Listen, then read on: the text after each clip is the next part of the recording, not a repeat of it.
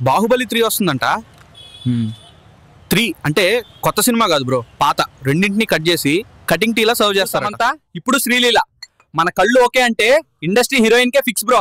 ఒక్క కంటి చూపే చాలు డైరెక్టర్లు స్క్రిప్ట్లు ఇసిరేసుకుంటారు. స్టోరీలు ఉన్నాయి బ్రో బా, కానీ కట్ చెప్పే బ్యానర్స్ లేవు.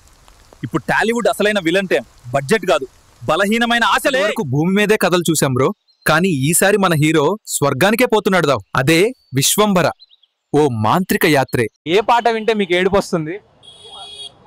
జెర్సీ నుండి ఆరంభమే లే. రామాయణం కోసం 4000 కోట్లదా?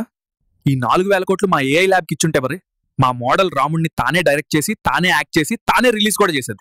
ఆర్ఆర్ఆర్, బాహుబలి, మగధీర అన్ని ఇండస్ట్రీ హిట్లే, కానీ రాజమౌళి గుండెలో మాత్రం ఈగే ప్రాణం ప్రా. అసలైన మ్యాథ్స్ క్లాస్ మిక్స్ అదే. ఎవడైనా హీరో అవ్వచ్చు బ్రదర్, కానీ ప్రభాస్ కింగ్ ఎంట్రీ వేరు.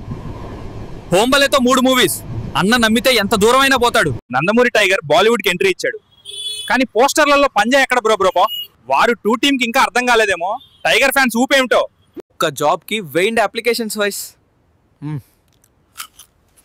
Blue collar or small business best బయ్యా. అన్నీ ఉన్న ఆకు అణగి మణగి ఉంటుంది, ఏమీ లేని ఆకు ఎగిరెగిరి పడుతుంది. సినిమా అనేది గీతా పాఠం, పాప్కార్న్ మాత్రం పక్కన కూర్చున్న మతగురు డొనేషన్ బాక్స్ ఫ్యాన్. అసలు పాఠం వదిలేసి ఆ బాక్స్ గురించి ఆలోచించాల్సిన పరిస్థితి. పవన్ అన్న సినిమాకి రేట్లు పెంచుతారంట. అన్న సినిమాకి 1,00,000 అయినా పెట్టి చూస్తా బ్రో. రామాయణం కోసం 4000 కోట్ల.